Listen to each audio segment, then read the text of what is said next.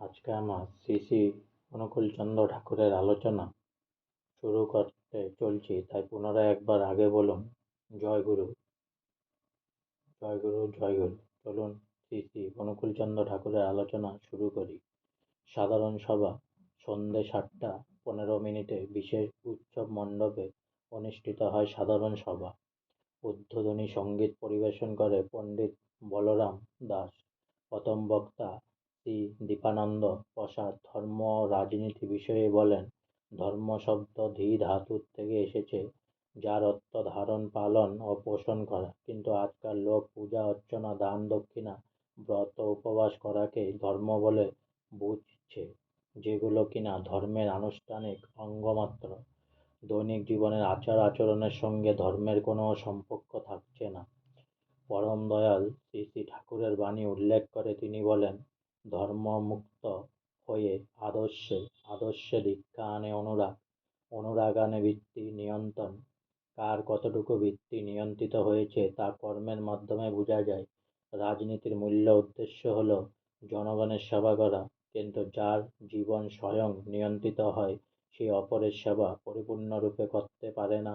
তাই শ্রী শ্রী ঠাকুর বলেছেন, if service to the necessities of man is politics, then I am a politician to my backbone. সুস্থ সমাজ গঠনে শ্রী শ্রী ঠাকুরের ভাগবত আদর্শ ও সৎসঙ্গের কর্মধারা বিষয়ে বক্তব্য পেশ করেন শ্রী সুধীর বালামে। তিনি বলেন, সুস্থ সমাজ গঠনের জন্য দরকার সুস্থ, সৎ, চরিত্রবান, আদর্শ কেন্দ্রিক মানুষ। শ্রী শ্রী ঠাকুর বলেন, মানুষ নির্মাণের প্রথম ধাপ হল সুবিবাহ। বিবাহ যদি বিধান অনুযায়ী হয় তাহলে শুভ সংস্কার সম্পন্ন মানুষ জন্মায়।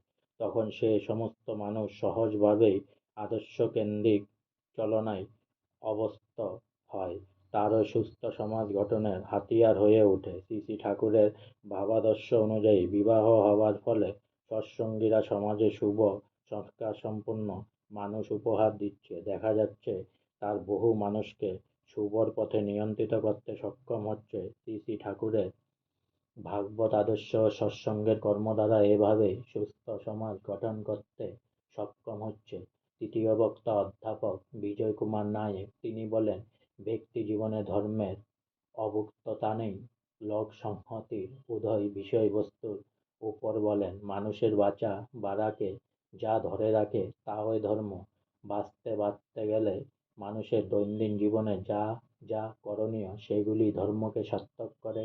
আর এ ব্যক্তি জীবনেও যেমনতর, জাতীয় জীবনেও সেই হিসাবে তেমনতর।